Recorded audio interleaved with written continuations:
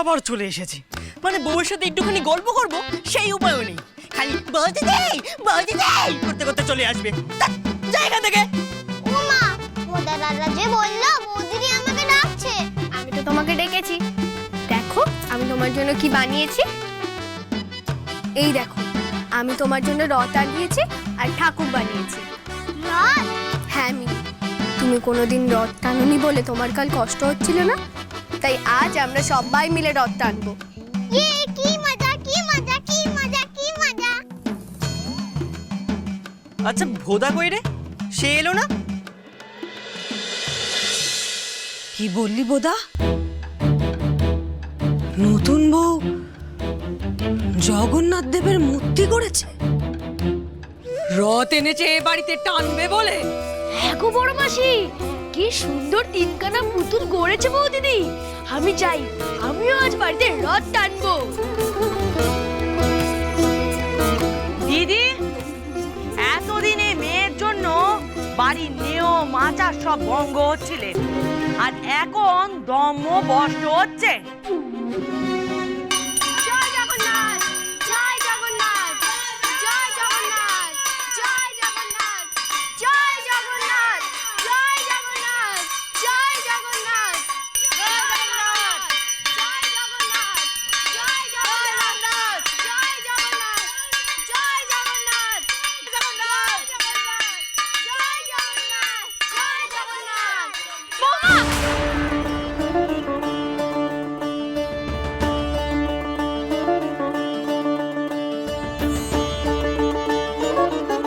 কি করলে তোমরা? বৌদিদি আমার জন্য রথ বানিয়ে দিয়েছে বড় মা। ওই দেখো, আমার জন্য জগন্নাথ ঠাকুর বানিয়ে দিয়েছে নিজের হাতে। কি মজা। এত বড় একটা কাণ্ড ঘটানোর আগে একবার সুদল এনে বৌমা। কেন মা, কি ভুল করেছি আমি? রথের দিনকে বউ জগন্নাথ বলরাম সুভদ্রা মূর্তি বানিয়েছে, রথ টেনেছে, এতে জিজ্ঞেস করার কি আছে? চুপ কর মানে। তোর বউ এই মুকুজ্জে বাড়ির নিয়ম কানুন আচের বিচার সব একেবারে জলাঞ্জলি দিয়েছে, আর তুই তার হয়ে সকলের মুখে মুখে তর্ক করছিস। কেন রাঙা পিসি, কি নিয়ম ভেঙেছি আমি? এই মেয়ে, এত বড় অনর্থ করার পর তুমি আবার শুধোচ্ছ কি নিয়ম ভেঙেছি রাগা পিসি? তুমি জানো নে, এই বাড়িতে মা কালীর পূজা হয়, জগন্নাথ দেবের পূজা হবে নে। হতে পারেন আমার বাবা কালী ভক্ত, কিন্তু মনে মনে বাবা সব ঠাকুরকেই মানিয়েছে। আচ্ছা আচ্ছা আচ্ছা আচ্ছা আচ্ছা, এই বাড়িকে, এই মুকুজ্জে বাড়িকে রসাতলে না পাঠিয়ে তুমি থামবে না, তাই না? ছেলে মানুষ না জেনে ভুল করে ফেলেছে গো, এর নিশ্চয়ই কিছু একটা বিদেন গুরুদেব দেবে ঠাকুরজি।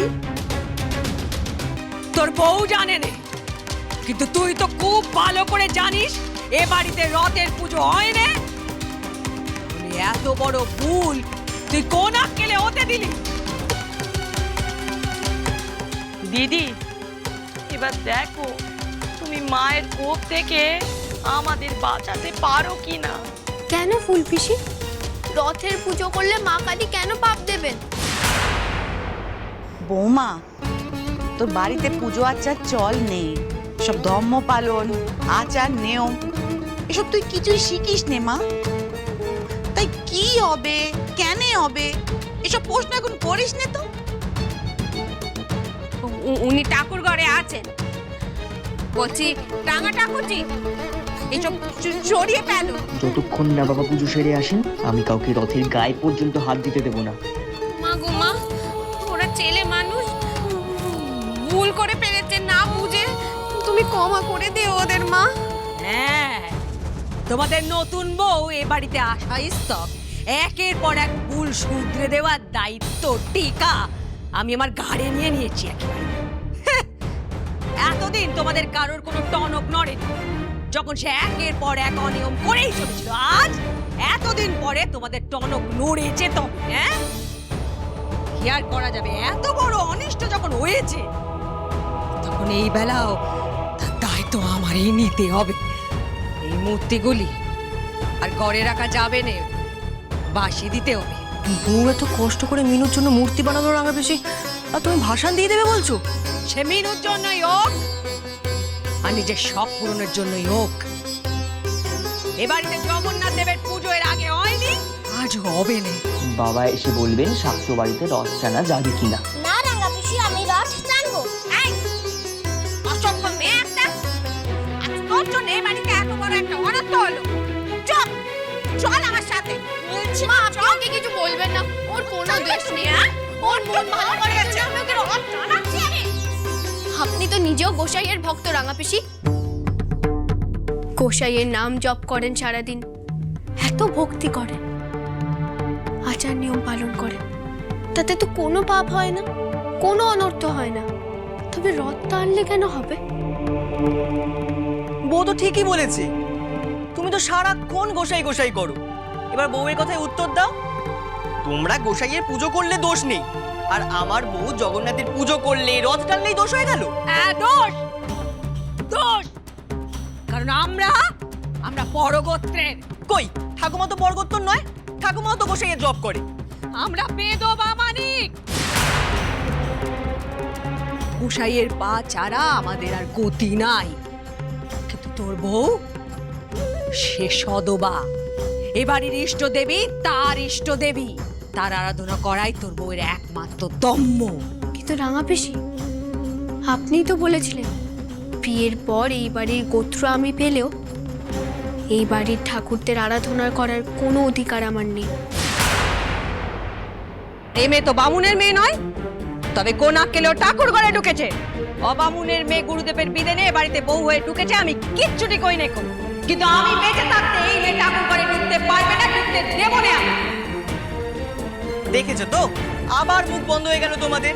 তোমাদের নিয়ম না সময়ে সময়ে পাল্টে যায়। তখন বলেছিলে আমার বউ বামুন নয়, তাই ঠাকুর ঘরে ঢুকতে পারবে না, আর এখন বলছো সে এই বাড়ির বউ, মা কালী তার ইষ্ট দেবতা, তাই জগন্নাথের পুজো করতে পারবে না। আচ্ছা কি চাও বলো তো তোমরা? এ বাড়ির মঙ্গল চাই, মানকে মঙ্গল। দিদি, এদের সাথে বাক চাতুরি করে তোমার কোনো লাভ হবে না।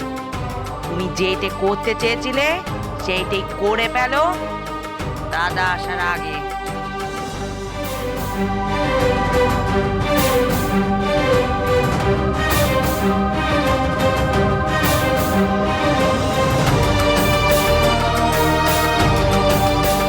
আমারে তুমি ক্ষমা করো ঠাকুর, তবে এ বাড়ির দম্ভ রক্ষা করতে গেলে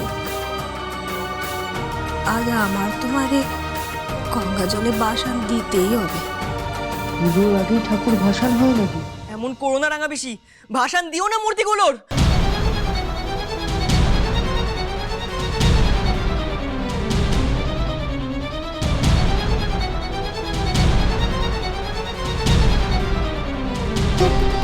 না বিঠু,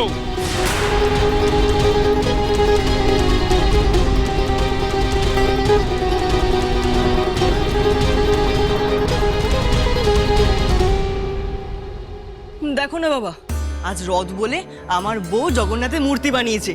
আমি, ভোদা, মিনু সবাই মিলে রথ টানছিলাম, কিন্তু রাঙা পিসি আর ফুল পিসি আমার বউকে কত কথা শোনাচ্ছে। বলছে যে ও নাকি এই বাড়িতে রথ টেনে পাপ করেছে, আর এখন মূর্তিগুলোকেও নষ্ট করে দিতে চাইছে। আমার বিশ্বাস সব ঠাকুর এক, তাই মুখুজ্জি বাড়িতে রথ টানা হবে। কিন্তু তোমার একটা আমি পরীক্ষা নেব বৌমা। ওরা তো ভুল কিছু করেনি মানিক। বাবা, বৌমা, তুমি তো খুব ভালো করেই জানো যে আমি মা কালীর ভক্ত, শ্যামা মায়ের সেবায়।